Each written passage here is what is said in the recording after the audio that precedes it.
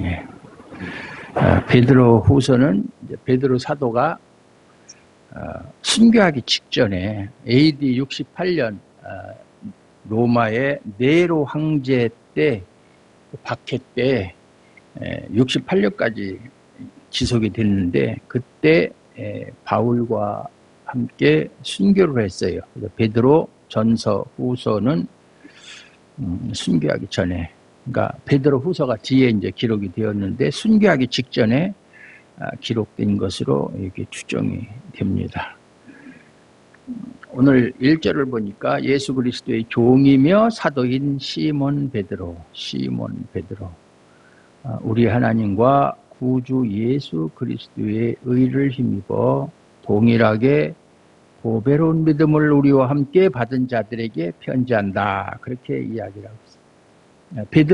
베드로는 이제 그리스어로 이제 조약돌이라는 뜻이에요. 조약돌. 시몬은 이제 베드로의 원래 이름이죠. 아람어로 시몬이라고 이야기를 합니다. 시몬 베드로. 이 내용을 보면 1절의 내용을 보면 사도는 믿음을 뭐라고 표현하느냐? 보배롭다. 보배로운 믿음을 우리와 함께 받은 자들.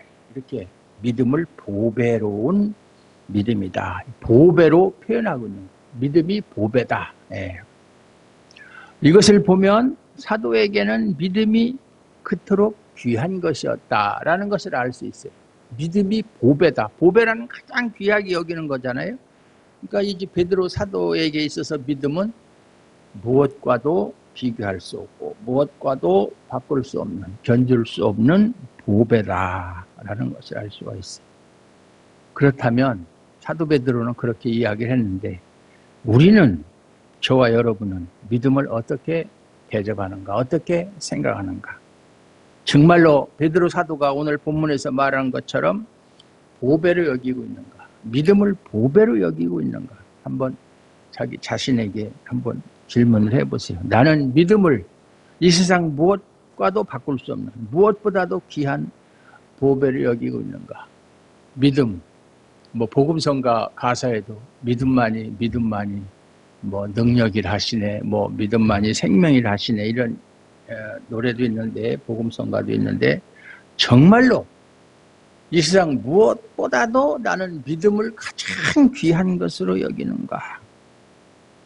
만약 그렇다면 세상에 온갖 좋은 것을 다 누가 준다고 해도 나는 믿음을 포기할 수 없다. 이렇게 돼야 되는 거죠. 믿음이 가장 귀한 것이라는. 네, 믿음.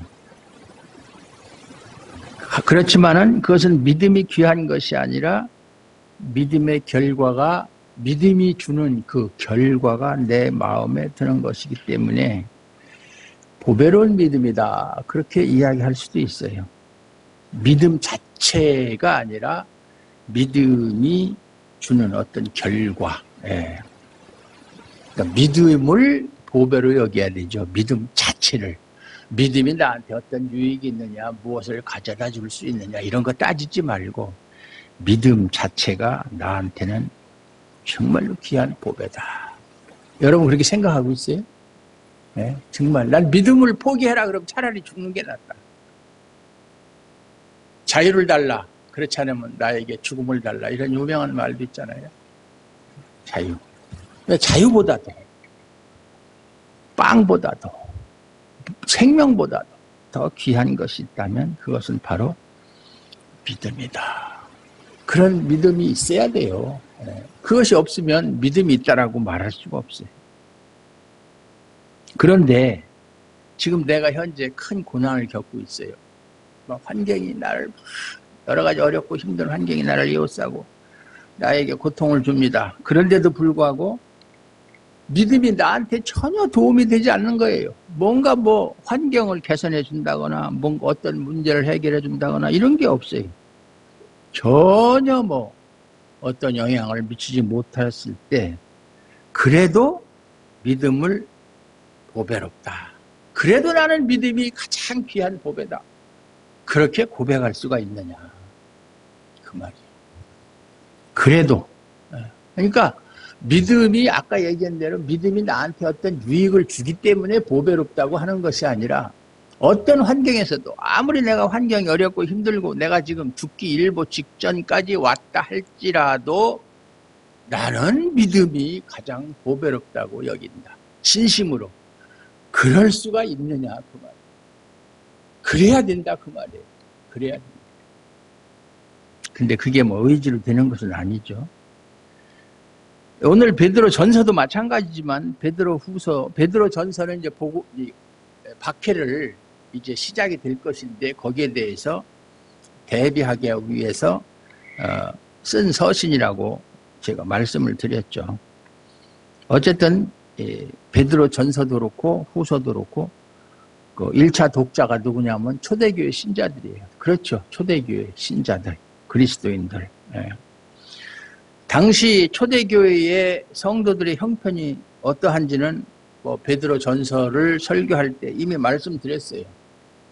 이제 박해가 비록 시작이 되지만 그래도 그때도 엄청난 고통을 당했다. 그래서 정상적으로 떳떳하게 예배를 드리지 못하고 무덤 속에 가서 예배를 드린다든지 아니면 동굴 속에 가서 예배를 드린다든지 사람들 눈에 안 띄는 산속 같은 데 가서 모여서 예배를 드렸다. 그러니까 뭐 전도도 못하죠. 뭐 예수 믿으세요. 이런 소리 할 수 있어요?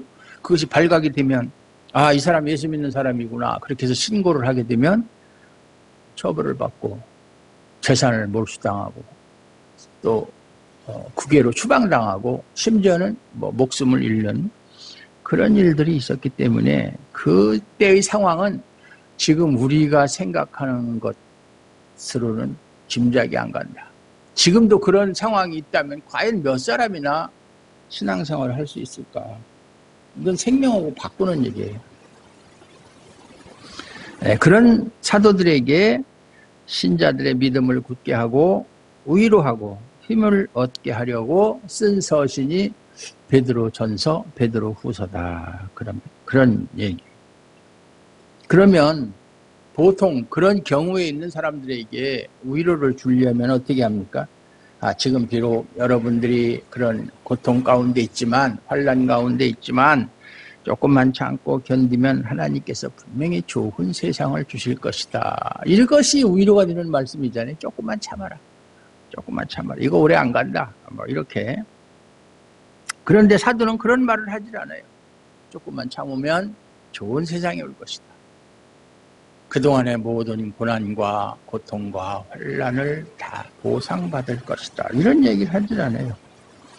오히려 그리스도를 믿었으나 여전히 고난과 고초를 겪고 있는 신자들에게 너희가 그런 가운데서도 믿음을 가지고 있다는 것, 그것이야말로 보배로운 것이다. 그걸 이야기하는 거예요. 전혀 뭐 현재의 상황과는 좀 다른 방향이 다른 그런 말이죠. 그러니까 그들이 가지고 있는 그런 믿음의 가치, 귀함, 그것은 뭐 좋은 세상이 오고 뭐 지금의 형편보다 나아지고 뭐 그런 것과는 비교할 수 없는 것이다. 그 말이에요. 초대교회 신자들은 외부적인 박해, 교회 밖에서 다가오는 그러한 박해. 요즘에 제가 엊그저께 TV를 보다가 보니까 네로가 화재를 일으켰잖아요. 로마 시내에 화재를 일으키고 그 화재의 원인을 기독교인들에게 뒤집어 씌우고 그것을 막 불타는 그것을 바라보면서 막 시도 읊고 뭐 노래도 부르고 뭐 그랬다. 우리가 이제 그렇게 일반적으로 알고 있는데 어떤 역사학자가 그건 틀린 것이다. 그렇지 않다. 그때 네로는 로마에 있지도 않았었다. 그래서 그것이 그 사람이 거기에 있지 않았다는 것을 그 문헌을 찾아서 증거를 했더라고요. 그래서 화재가 났다는 소식을 듣고서야 비로소 로마로 돌아왔다. 그 기록이 남아있다는 거예요. 그러니까 역사라는 것이 절대적일 수가 없거든요. 뭐 쉬운 예로 뭐 거북선을 누가 만들었느냐. 우리는 거북선은 뭐 이순신 장군이 만들었다. 이렇게 알고 있잖아요. 거북선 누가 만들었죠? 만든 사람은 물론 따로 있어요. 물론 이순신 장군의 부하지만. 그럼 이순신 장군이 거북선을 머리에 계획을 하고 자기 부하 장수에게 야, 너 이렇게 재주가 많으니까 거북선을 만들어라 이렇게 시켰는 건지, 아니면 그 밑에 있던 부하가 자기가 이런 배를 만들면 전쟁을 할 때 상당히 우리에게 유익하겠다라고 해서 만든, 그것도 몰라요. 정확한 기록이 남아있지 않기 때문에. 그래서 역사는 시간이 가서 다른 어떤 증거들이 발견이 되면 또 바뀌고 뭐 그래요. 어쨌든 내로부터 박해는 시작이 된 건 맞아요. 그렇게 했는데 사실은 내로는 우리가 생각하는 것처럼 그렇게 폭군이 아니었다. 아까 얘기한 그 역사학자가 얘기하기를 비록 자기 왕권을 지키기 위해서 어머니도 죽이고 자기 친어머니도 죽이고 형제들도 죽이고 그렇게 한 잔인한 면이 있지만 백성들에게는 상당히 너그러운 정책을 폈다. 흉년이 들어서 먹을 것이 없으면 긍휼미라고, 구제미라고 그러죠. 그것을 국가에서 보유하고 있는 그것을 풀어서 구제를 했고, 상당히 요즘으로 말하면 복지 정책에 상당히 관심이 많았었다. 뭐 그 사람은 그렇게 평가를 하는 거예요.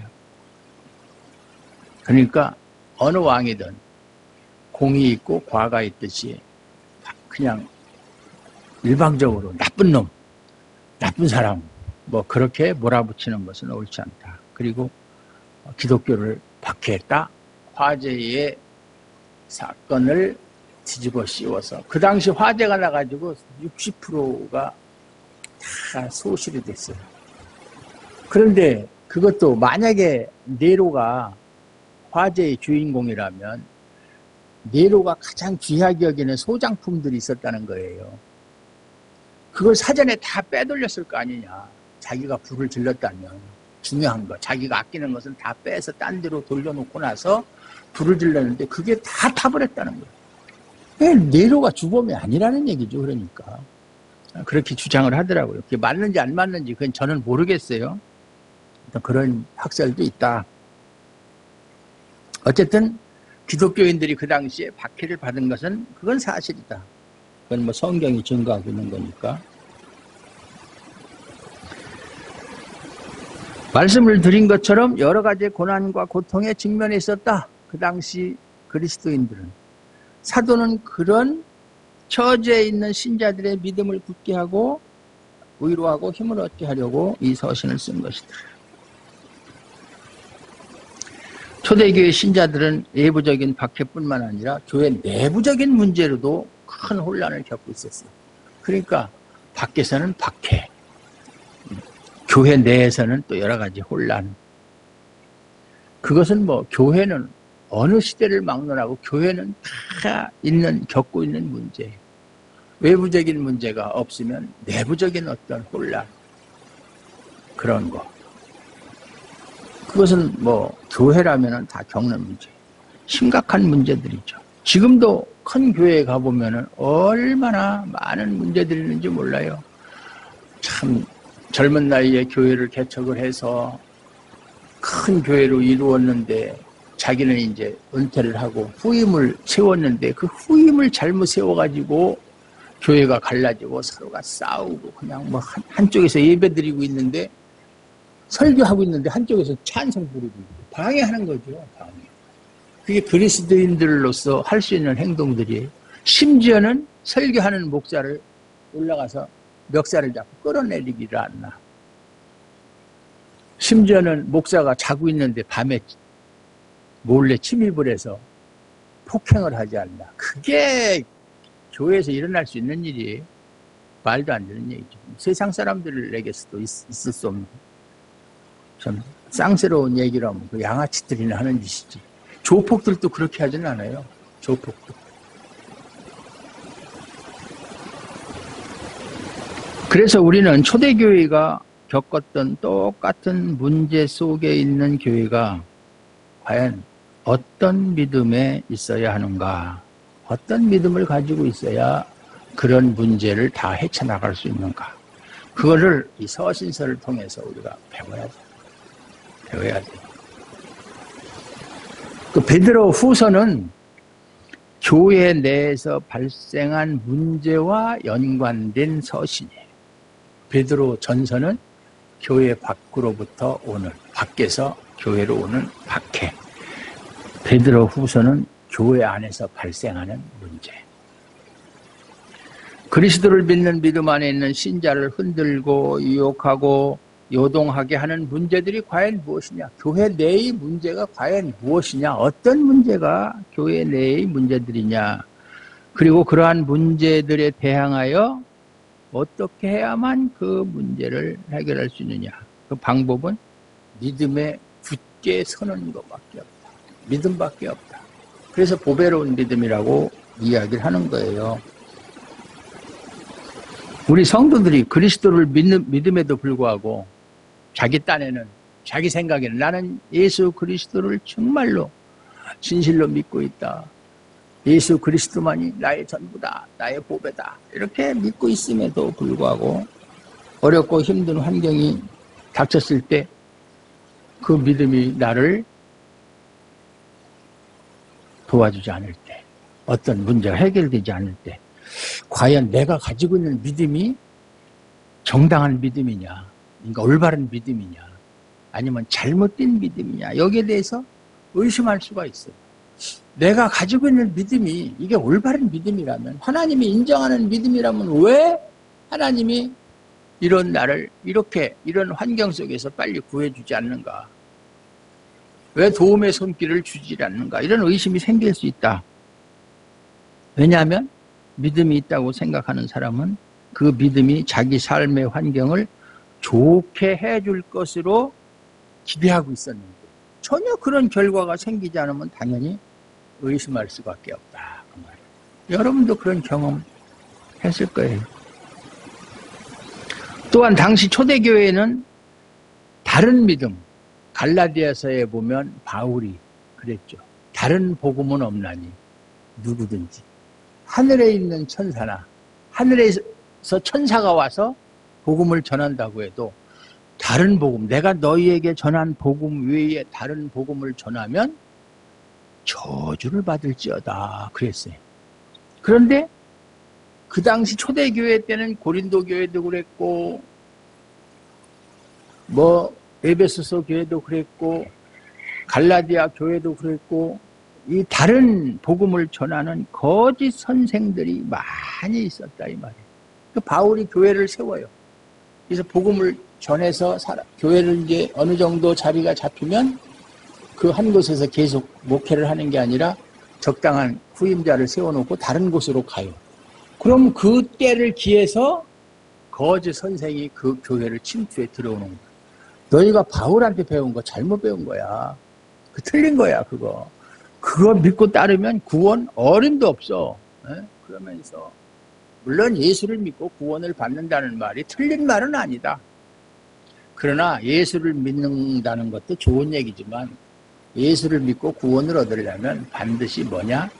행함이 있어야 된다. 그래서 율법을 지켜야 된다. 그렇게 지금도 그래요. 지금도 우리 총신대학교 신학대학원의 교수들이 그렇게 가르치는 사람들이 있어요. 예수님이 십자가에서 죽으신 것은 우리의 죄는 용서했지만 그거 가지고 우리 구원 못 받는다. 우리가 구원을 얻기 위해서는 어떻게 해야 되느냐? 율법을 지켜야 된다. 그렇게 가르치는 총신대학교 신학대학원 원장부터 시작해서 그렇게 가르치는 교수들이 추세가 그렇게 흘러가는 거예요. 잘못된 총신이 잘못되니까 큰일 났어요. 그러면은 교단 신학교니까 총회에서 그런 교수들은 다 파면을 시키든지 잘라버려야 되는데 그 사람들이 교수 자리를 들어온 것이 다 그 교단에 힘 있는 사람들 백으로다가 소위 말해서 낙하산 인사로 왔기 때문에 그거 안 되는 거예요. 참, 제가 학교 다닐 때만 해도 그런 일이 전혀 없었거든. 신학 하나만큼은 아주 자부했었는데 지금은 잡탕이 되었다. 잡탕. 참 이제 큰일이에요. 큰일. 그래서 지금 제가 유직원 전도사한테도 계속 그런 거 따라가지 말아라. 따라가지 말고 무엇이 옳은 신학인지 잘 잘 분별해서 실력을 쌓고 나중에 목사가 됐을 때 내가 가르치는 입장에 있을 때 바르게 가르쳐야 된다. 늘 제가 얘기하는 게 그거예요. 그렇게 안 하면 목사 하지 말아야죠. 사람들을 죽이는 거예요. 영혼들을 죽이는 거예요. 자기 혼자 죽는 것은 괜찮지만 뭐 그것도 안타까운 얘기지만 많은 사람을 죽일 수가 있는 거예요. 그래서 야고보서 3장에 보면 선생된 우리가 더 많은 죄를 범하는 줄을 알지 못하는 배우는 사람이야 그렇다고 치고 가르치는 사람의 영향력이 그만큼 크다는 얘기죠. 그래서 내가 믿음을 가지고 있다면 내가 처하는 환경이 변해야 되는데 당연히 하나님이 그냥 내버려 두지 않고 도움의 손길을 뻗쳐서 좋게 해줘야 되는데 그렇지 않을 때 당연히 자기 믿음에 대해서 의심할 수밖에 없다. 그리고 당시 초대교회는 다른 믿음을 얘기하는 거짓 선생들이 들어와서 자꾸 너희가 가지고 있는 믿음 잘못된 거야. 이렇게 하니까 신자들의 믿음이 어떻게 되겠어요?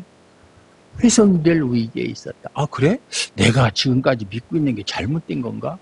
이 사람이 말이라는 게 말이죠. 자꾸 한 번 듣고 두 번 듣고 이 거짓말도 자꾸 들으면 그것이 진짜로 느껴진다고 그러잖아요. 네? 요즘에 그 수사받는 사람들이 그런 얘기 많이 하잖아요. 뭐 3호, 3인성, 세 사람이 거짓말로 호랑이를 봤다 그러면 진짜 호랑이가 있는 것이고, 사람의 말이 그렇게 무섭다. 그 말에 의한 영향력이, 뭐 정자, 살인이니 뭐 이런 얘기 많이 하잖아요. 거짓말도 한 번 하고 두 번 하면 거짓말하는 자신도 그것이 진짜라고 믿고 있다는 거예요. 자신도. 이게 무서운 거죠. 그래서 복음의 가치를 흔들어버리는 거짓 교훈을 전함으로써 거짓 선생들이 신자들이 지금 주님의 재림을 바라보고 그 당시 초대교회 신자들은 주님이 금방 오실 줄 알았어요. 금방 오실 줄 알았어요. 그리고 금방 오셔가지고 막 로마를 심판을 하고 또 교회를 박해하던 그 악한 세력들을 다 심판하고 그러니까 우리가 어렵고 힘들고 그래도 그때까지만 기다리자 막 이렇게 그때를 기다리면서 사는 삶 이게 과연 의미 있는 삶인가? 이거 무의미한 거 아니야? 이거 쓸데없는 짓 하는 거 아니야? 이렇게 자꾸 회의를 가지게 했다. 누가? 거짓 선생들이. 격려를 하기는커녕 너희들이 가지고 있는 믿음 잘못된 거야. 자꾸 이렇게 부추기니까. 그러니까 복음에 대한 불신, 자기 믿음에 대한 불신 이런 걸 갖게 했다. 오늘날에도 이러한 의심과 불신이 신자들을 흔들며 믿음에서 멀어지게 하고 있다. 요즘에 제가 항상 하는 얘기지만 그 가끔 뭐 자주는 아니지만 유튜브에 가보면 조회수가 막 몇 수십만 막 이렇게 조회수가 달린 그런 설교를 들어보면 거의 엉터리가 많거든요. 말도 안 되는 소리 하는. 그런데 성도들이 그걸 몰라요. 분별을 못해요. 분별을 못해요.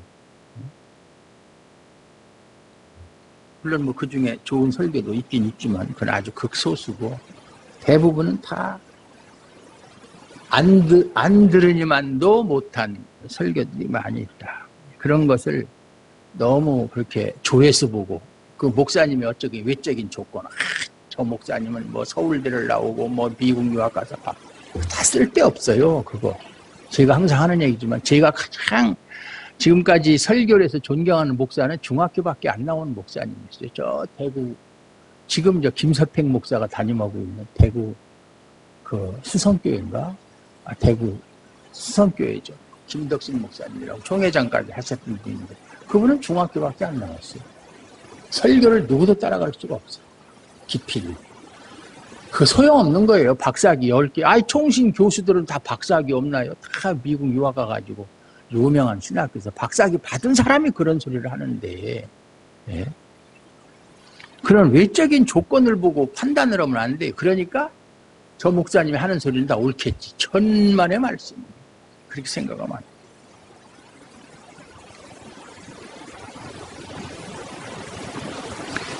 그래서 믿음의 가치보다는 세상에 존재하는 것에 더 가치를 두게 하면서 그리스도를 바라보고 천국을 소망하는 것을 마치 뭔가 막연한 꿈을 꾸는 것처럼, 확실하지도 않은 것을 기다리는 것처럼 그런 생각을 하게 한다. 누가? 거짓 선생들이 그렇게 했다. 근데 지금도 마찬가지다. 막 온갖 쓰레기 같은 설교라고 할 수도 없죠. 막 그런 것들이 정말 바르게 신앙생활 하려고 하는 사람들을 자꾸 혼란스럽게 만들고 믿음에서 떨어지게 만드는 그런 일들이 너무나 많다. 그런데 문제는 뭐냐? 교회에서조차도 십자가를 얘기하고 주님의 재림과 심판을 얘기하는 것을 자꾸 피하려고. 십자가 얘기 별로 안 해요, 요즘에 교회에서. 그리고 주님께서 분명히 다시 오신다. 주님은 분명히 재림하신다. 재림하셔서 세상을 심판하신다. 이런 얘기는 무거운 얘기니까 듣기를 좋아하지 않고, 듣기를 좋아하지 않으니까 그런 얘기들은 잘 하지를 않아요. 그런 내용들을 얘기해봤자 사람들에게 당장 뭔가 어떤 유익을 주는 건 아니잖아요. 확고한 무엇인가를 제공하지 못하잖아요. 그러니까 피하는 거예요. 당장 눈에 보이는 뭐가 나타나질 않으니까. 그래서 사람들의 마음을 붙들 수 있는, 사람들이 호기심을 가질 수 있는 내용을 십자가와 재림과 심판에 보태서, 그거는 형식적으로 뭐 성경에 있으니까 얘기 안 할 수는 없으니까 이야기는 하지만 그거보다는 거기에 뭔가 이렇게 다른 것을 보태서 덧칠해서 전하는 것이 현재 교회의 실정이다. 여러분은 뭐 주부들이니까 음식을 할 때 뭐 레시피를 보면은 뭐 이렇게 요새는 자꾸 조미료 같은 것도 안 쓰고 천연 조미료, 자연 조미료 같은 것도 많이 쓰고 그러는데, 그런 순수한 자연식, 옛날 우리 조상들이 먹었던 음식, 그게 아주 지금 다른 나라 사람들한테도 상당히 인기가 많잖아요. 한국 뭐 코리안 푸드라고 그러면 인기가 많잖아요. 네? 건강에도 좋고, 조미료, 인공 조미료 쓰질 않고. 저도 음식을 할 때 될 수 있으면 그런 거 안 쓰고. 네? 얼마 전에 우리 친구 목사님네 집에 가서 감을 좀 따왔는데, 감을 익혀서 단맛을 낼 때 설탕 대신에 그 감을 넣으면은 단맛도 있고, 영양가도 있고 좋잖아요. 감이 비타민C가 아주 풍부하잖아요. 될 수 있으면 그런 인공조미료 같은 거 안 쓰고. 그게 좋은 거예요. 근데 설교도 순수하게 설교하면은 재미없어요. 뭔가 막 자극적이고, 요즘 사람들, 젊은 사람들이 먹는 인스턴트 식품처럼 뭔가 자극적이고, 당장 먹기 맛이 있고, 뭐 건강을 떠나서 당장 내 입맛에 맞는 그런 음식을 좋아하듯이 설교도 그렇다 이 말이에요. 뭔가 내 호기심을 자극하고 뭐 그런 설교. 그러면 막 다 조회수가 막 엄청 올라가고 그러는 거예요. 순수한 설교, 복음만을 설교하는 것은 별로 좋아하지 않는다. 저기 서울에 가면 우리 교단 중에서 좀 큰 교회, 승동교회라고 있어요. 승동교회. 그 교회의 성도들은 70%, 80%가 다 박사학위 이상 학위를 소지하고 있는 사람들이 아주 엄청난 거예요. 그러니까 거기 이제 담임 목사 새로 부임을 해가지고 먼저 있던 목사님 은퇴라고 가가지고, 우리 교회는 전부 다 아주 박사, 석박사 학위를 가진 사람들이니까 설교를 좀 고차원적으로 차원 높게 해야 되겠다 하고 났더니 반응이 영 시원찮은 거예요. 그래서 끝나고 나서 장로님한테 왜 이렇게 반응이, 저는 설교를 아주 신경을 써서 잘 준비를 했는데 반응이 시원찮죠? 물어보니까, 목사님 그렇게 하실 필요 없어요. 그냥 성경에 있는 대로 순수하게 가볍게 설교하세요. 우리는 그 얘기가 듣고 싶지, 무슨 뭐 철학적이고 어떻고 뭐 이런 얘기 듣고 싶지 않아요. 그건 우리도 다 알고 있어요. 그거는 순수한, 심플한 성경에 있는 그대로 전하는 설교가 진짜 설교다. 근데 그런 설교를 하면 별로 좋아하지 않는다. 저도 조미료를 잔뜩 쳐서 설탕 바르고 그렇게 해서 설교 한번 해볼까요? 으쌰으쌰 하고. 저는 할 줄을 몰라서 안 하는 게 아니에요. 그런 설교를 하면 안 되니까 안 하는 거예요. 안 하는 거고 못 하는 거하고는 다르잖아요. 예? 목소리부터 깔고 몇 시입니까? 그러면서 그냥. 예? 결국 현대교회의 심각한 위기는 생명을 전파하는 교회가 생명의 문제와 관심에서 멀어지고 있다. 우리가 왜 예수를 믿습니까? 예수 믿는 가장 큰 목적이 뭐예요? 믿음의 결국은 뭐라고 그랬어요? 영혼의 구원이요. 그 문제가 없으면 뭐라 예수 믿어요? 그거 아니면 세상에서 기대할 거 아무것도 없어요. 왜? 세상은 죄가 가득한 곳이잖아요. 네? 어디를 봐도, 앞을 봐도, 뒤를 봐도, 왼쪽을 봐도, 오른쪽을 봐도 죄가 관영한 것이 세상이에요. 이러한 현실 속에서 절실히 필요한 것은 신자가 보배로운 믿음 위에 굳게 서는 것이다. 보배로운 믿음 위에 굳게 서는 것이다.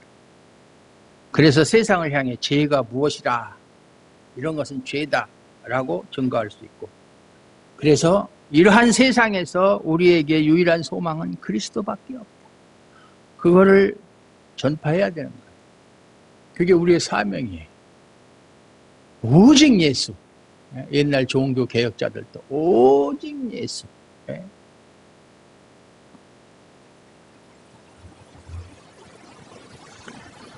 그런데 우리가 이러한 삶에 대해서 관심이 없고 다만 내 개인의 삶을 위해 산다면 교회 밖의 사람들과 무엇이 달라요? 똑같아요.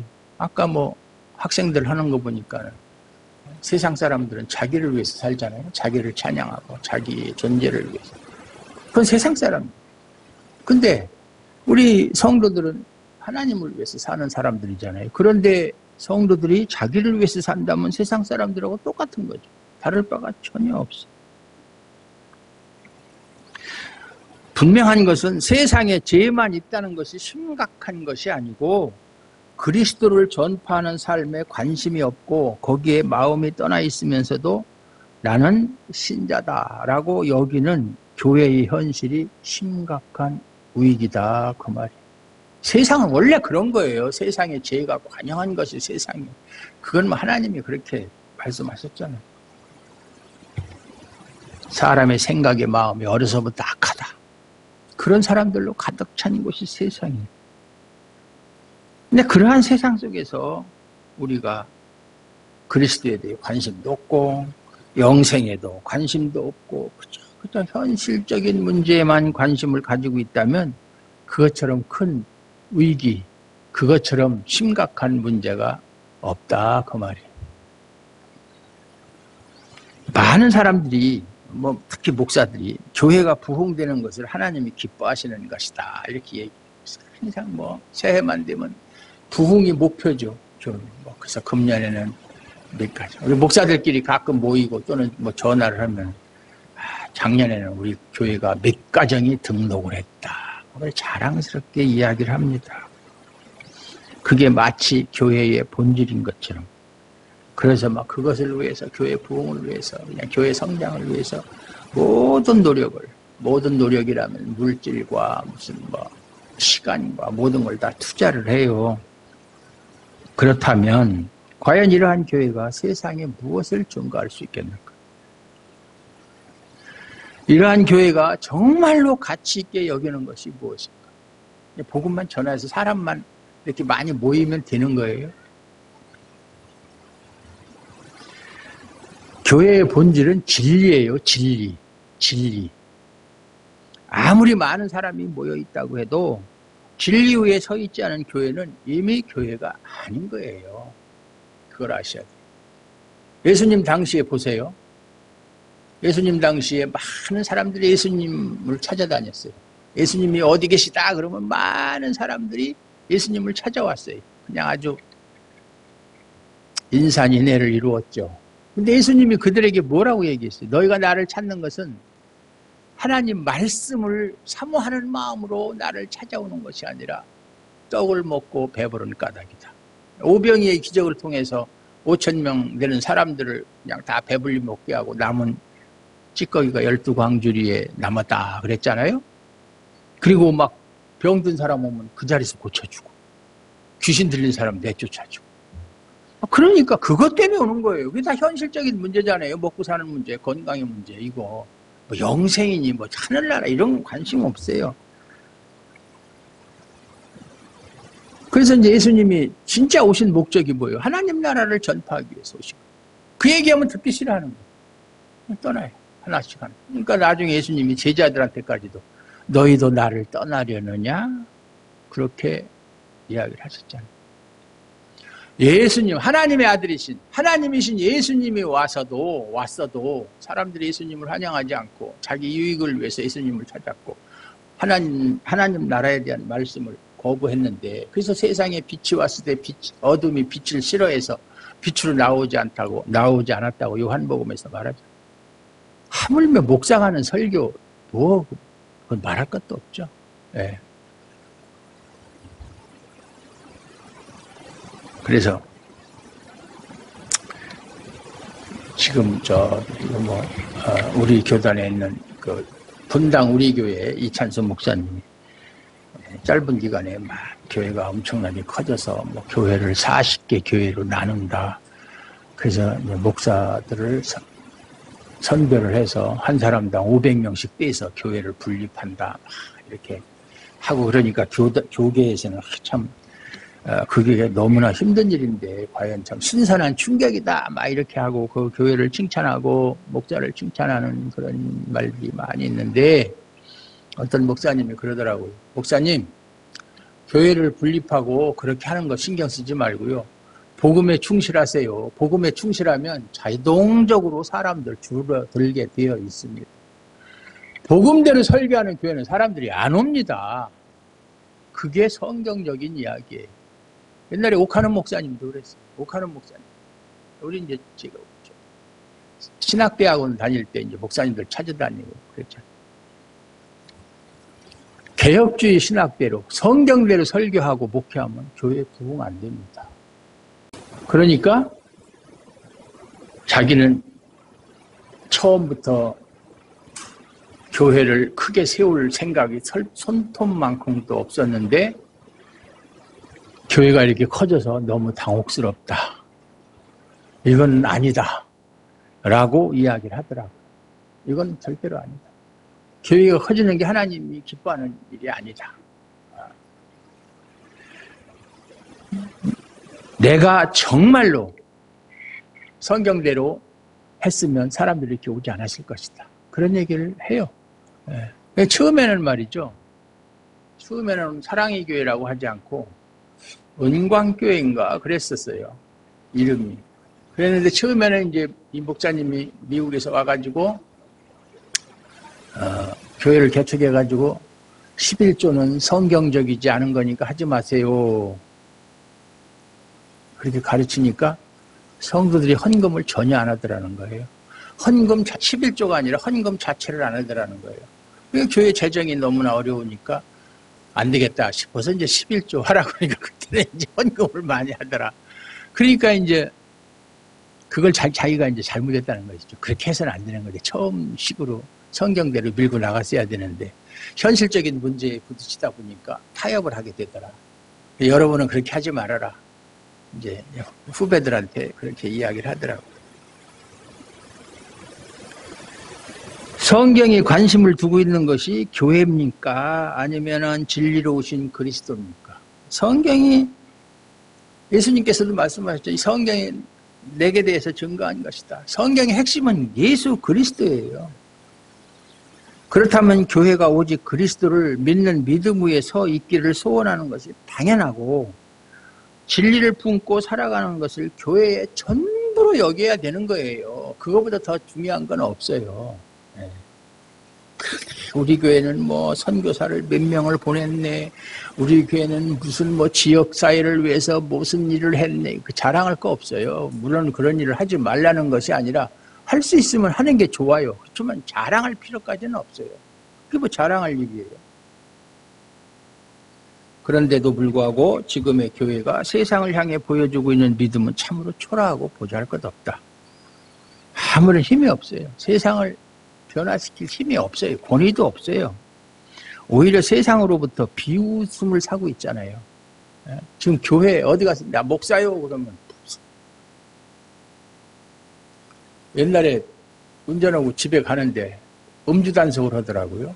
그러면서 옛날에 컵 대고서 부르라고 그러잖아요. 그러고서 난 목사라서 술 안 먹습니다. 목사들도 술만 잘 먹던데 경찰관이 그러는 거야. 싸가지 없는 지혜리비한테. 저 할 말 없는 거죠. 뭐. 실제로 그러니까. 왜 그렇게 됐습니까? 세상의 모든 것을 다 포기하고서라도 결코 버려서는 안 되는 귀한 보배, 그 믿음을 내놓질 못하기 때문에 비웃음을 사는 거예요, 교회가. 그저 세상 사람들이 추구하는 것, 그것을 하나님의 힘을 빌려서 얻고자 하는 모습만 보여주기 때문에 세상 사람들로부터 비웃음을 받고 사고 손가락질 당하는 거예요. 오늘 사도는 동일하게 보배로운 믿음을 우리와 같이 받은 자들에게 편지한다고 말한다. 그러니까 초대교회 신자들을 사도 베드로는 나와 동일하게 보배로운 믿음을 받은 사람들이다 이렇게 평가하는 거예요. 그리고 자신을 예수 그리스도의 종이며 사도라고 말하고 있어요. 종이 뭐예요? 종은 주인이 시키는 대로 하는 게 종이에요. 자기 생각대로 하는 거 하나도 없어요. 그리스도의 말씀을 그대로 전하는 것이 그리스도의 종이에요. 사도도 마찬가지고 그리스도의 말씀을 그대로 전파하는 사람. 그런데 사도와 동일한 믿음을 초대교회 신자들이 받았다면 사도처럼 그리스도의 종인 사도처럼 말씀을 그대로 전파하고 증거할 자라는 거예요. 성도들도 똑같이. 즉 말씀의 수호자다. 말씀을 지키고 전하는 사람들이다. 오늘날 우리가 가지고 있는 믿음 역시 사도와 동일한 믿음, 초대교회 신자들이 가지고 있는 믿음, 사도가 가지고 있는 믿음, 우리가 가지고 있는 믿음은 똑같은 믿음이에요. 사도들과 선지자들의 터위에 세워진 그 믿음 똑같아요. 그러니까 우리에게 믿음을 선물로 주신 것은 우리를 사도와 동일하게 말씀을 전파하고 증거할 자로 세웠다. 그런 의미죠. 왜 하나님이 우리에게 믿음을 선물로 주셨어요? 사도와 똑같이. 사도든 선지자든 누구든 다 똑같은 믿음을 하나님으로부터 선물로 받은 사람들이잖아요. 그렇다면 사명도 똑같아야 되잖아요. 말씀을 전파할 자로 부름. 말씀 전파는 목사만 하는 거 아니에요. 선교사만 하는 거 아니에요. 여러분도 삶 속에서 그리스도의 말씀을 전파하는 사명자예요. 나는 교회 가서 그냥 설교 시간에 말씀 듣고 예배 마치고 끝. 내 할 일은 다 했다. 이제부터는 내 시간이다. 그거 아니에요. 그렇게 생각하면 그건 신앙생활 하는 거 아니에요. 믿음이 보배로운 것은 믿음으로 인해 의롭다고 여김을 받고 영원한 나라에 들어가는 것이기 때문에 하나님으로부터 의롭다움을 받고 모든 죄를 다 용서받고 그리고 영원한 하나님 나라에 들어가는 것이 믿음으로 가는 거잖아요. 믿음으로. 어린이 찬송가 믿음으로 가는 나라 하나님 나라. 돈으로도 못 가요 하나님 나라. 그 어린이 찬송가에도 있잖아요. 그러므로 생명의 문제가 여러분께 귀하다면 보배로운 믿음으로 인해서 사도와 함께 기뻐할 수 있어야 되고 어떤 순간에서도 사도가 증거한 복음만을 말해야 된다. 이 믿음은 말이죠. 세상이 우리에게 줄 수 없는 것을 주는 거잖아요. 세상이 우리를 구원합니까? 못하잖아요. 근데 믿음은 우리를 구원한다 그 말이에요. 그래서 신자들의 모든 관심은 생명에다 둬야 돼요. 생명의 문제에 관심을 가지지 않고 있으면 신자라고 할 수 없어요. 그것이 가장 귀한 문제잖아요. 중요한 문제고. 그럴 때 믿음은 가장 귀한 보배로 여러분의 마음을 차지할 줄로 믿습니다. 기도합니다. 하나님 감사합니다. 오늘도 하나님께서 말씀을 통해서 우리에게 선물로 주신 믿음이 얼마나 보배로운 것인지 말씀을 통해서 다시 한번 확인을 했습니다. 우리가 그런 귀한 보배를 받은 사람으로서 그 말씀을 세상 사람들에게 증거할 자로 부르심을 받았다는 것도 말씀을 통해서 확인을 했습니다. 우리가 어디를 가든지 무엇을 하든지 복음을 증거하는 자로 부르심을 받았다는 그 사명감을 잊지 않도록 하나님 도와주시고 어느 때 어디에서든지 말씀을 증거할 그러한 능력을 허락하여 주시옵소서. 우리의 힘으로 할 수 없습니다. 성령께서 함께 하시고 지혜 주시고 능력 주시면 무엇이든지 할 수 있음을 믿습니다. 하나님 끝까지 지켜 주시옵소서. 예수 그리스도의 이름으로 감사드리옵고 기도하옵나이다. 아멘.